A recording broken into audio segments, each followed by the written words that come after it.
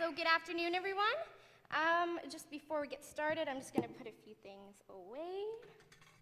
All right, so thank you so much for having us. It's been such an amazing experience hearing from everyone today.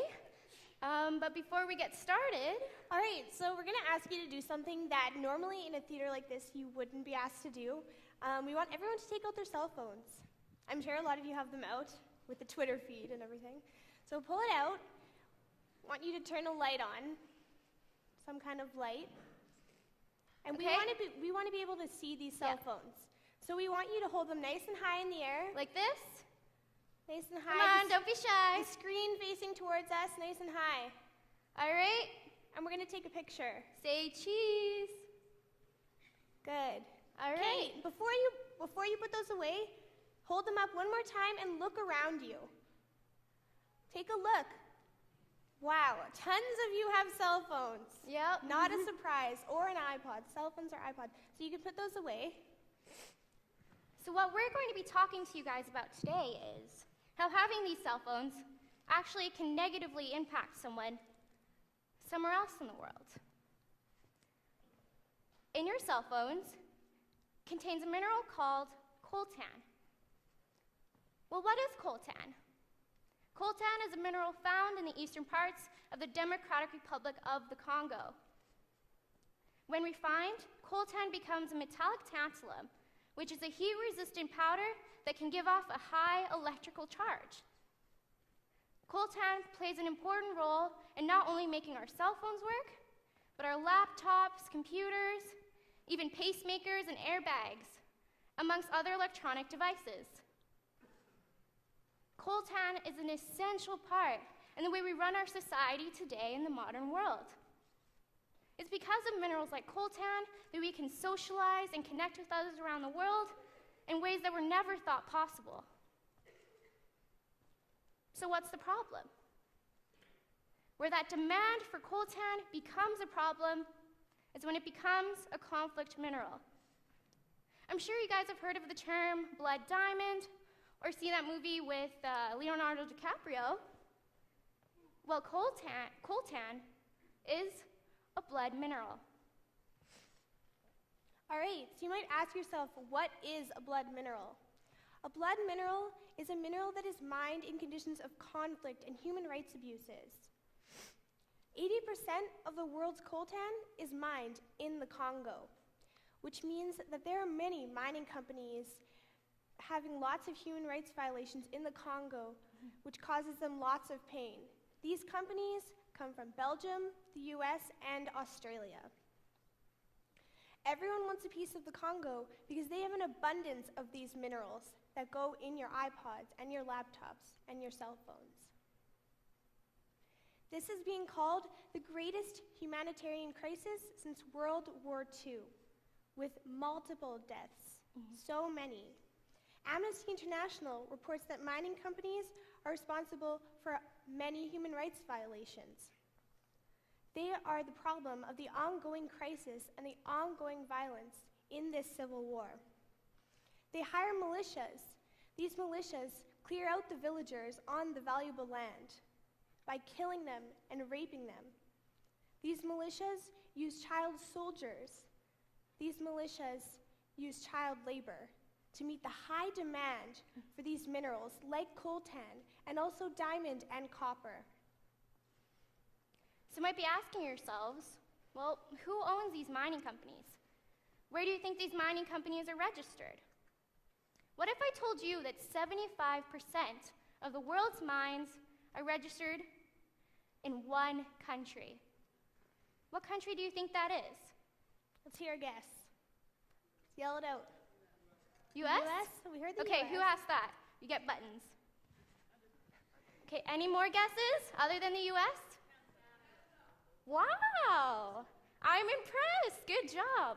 Okay, 75% of the world's mining companies are registered as Canadian companies.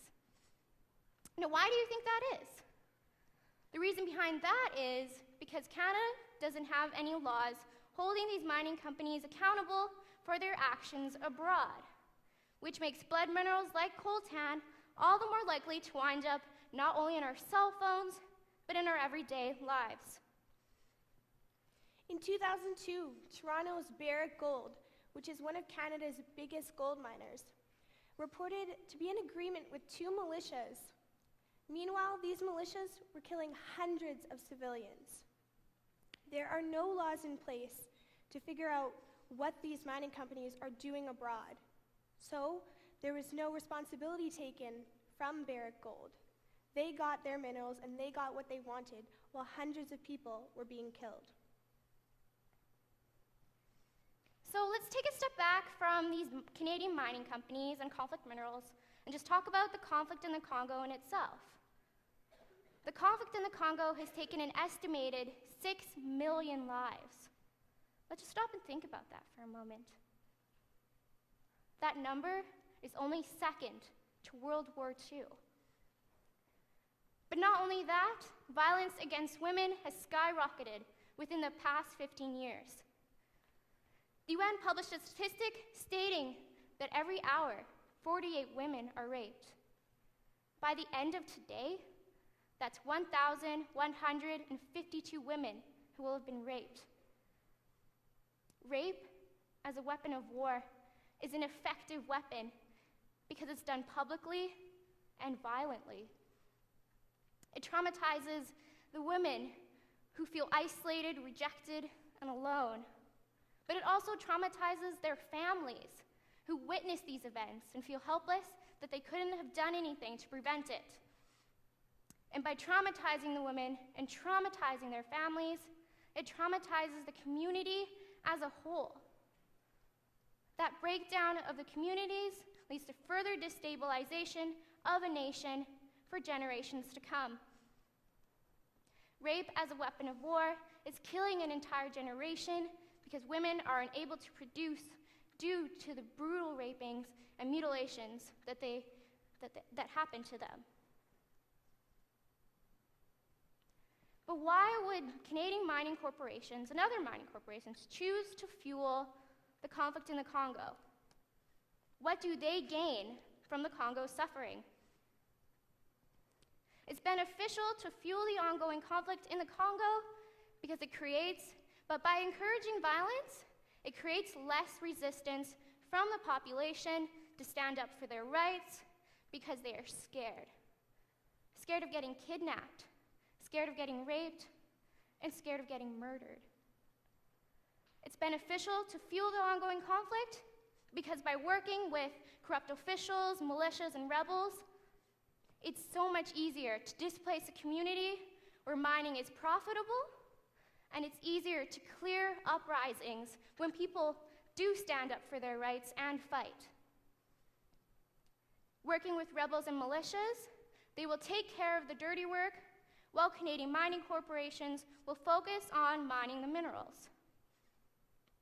In the end, what it all comes down to is these mining corporations, when they choose to mine in a region of instability, they won't have to follow environmental legislations, they won't have to follow workers' rights, human rights, and the rights of a child.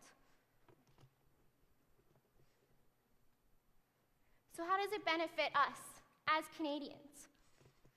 We as Canadians benefit from blood minerals and the human rights violations caused by our own mining companies through our electronics, through our economy, our investments, and the way we run our lives today. Without blood minerals like coltan or copper, it would not be possible to share information, advance in technology, and connect with each other the way we do today. We would not be able to tweet about TEDx, and live stream this conference. So we benefit. We all have our hands dirty. But now it's time for us to take responsibility and hold our mining companies accountable. So the way that we wanted to take responsibility is Anna and we learned about this subject through our Social Justice League, and we call it the Met School and Garden City Justice League. We're a group of students that want to make a change, and we want to see a change not just in our own community, but but all across the world. So this year, we took upon the subject of the crisis in the Congo and the mining companies that were actually based out of Canada causing some of this conflict. The thing that interested me the most is that as youth, we can make a difference and we can make a change. We are the next generation, and we can tell our friends and tell adults what is going on. Recently, how we tried to make a difference is we hosted a Human Rights Day with about 600 students and 9 schools across Manitoba, and you might have been a part of that. It was a great day. There was many, many great ideas, and our focus was this crisis in the Congo. We shared ideas, and we were energized to make a difference. Now, on Monday, which is Earth Day, we're hosting a protest rally, and that is going to be focused on these mining corporations and how there is no laws in place. We're marching to the legislature at noon as a group, and we are in protest, hoping that some people will be there to sign our petitions.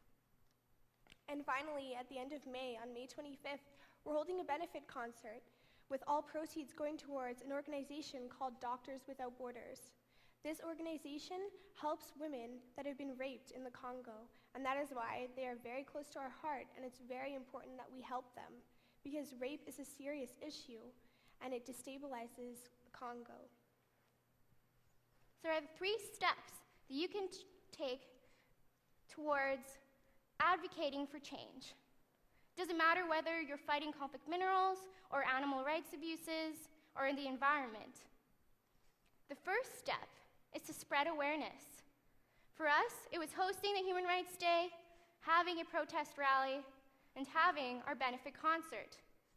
These events give us the tools to spread awareness on an issue that we are passionate about, and also spreads the word on an issue that maybe someone else wasn't aware about before. The second step is to fundraise. Support organizations that are passionate about the issues that you are passionate about, and help them by doing the work that they are doing in their organizations. For us, it's supporting Doctors Without Borders. And the third step, and the most important step, is to advocate for legal change.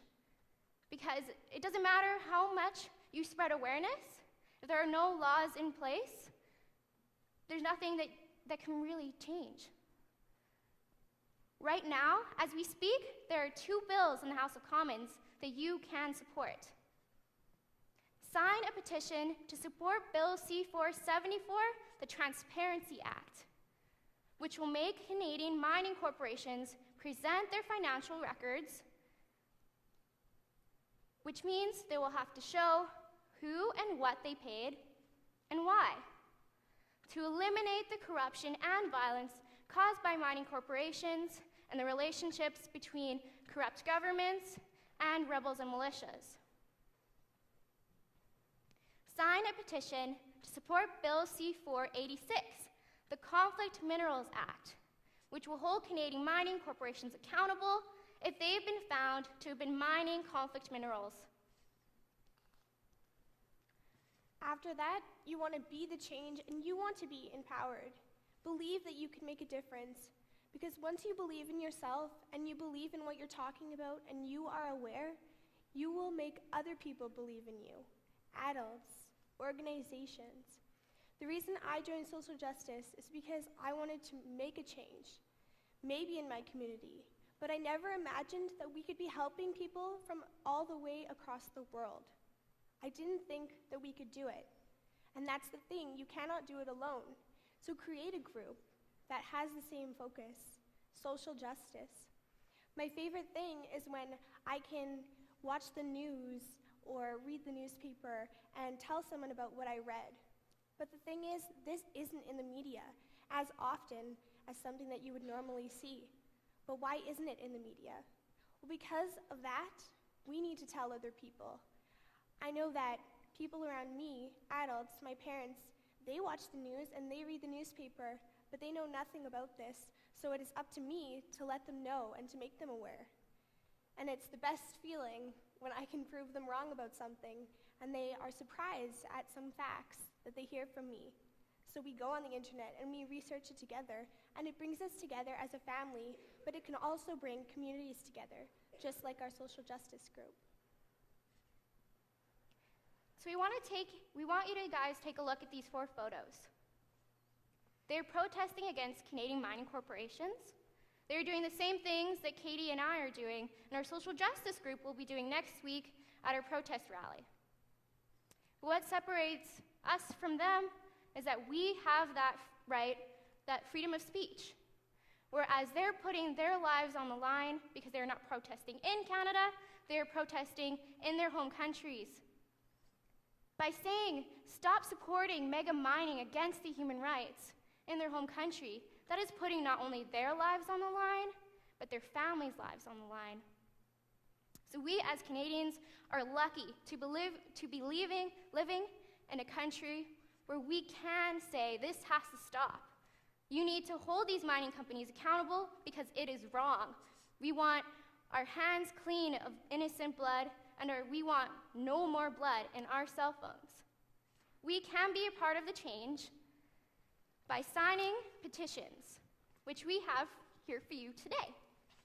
So if you just take one, pass it along, we can take steps into creating change.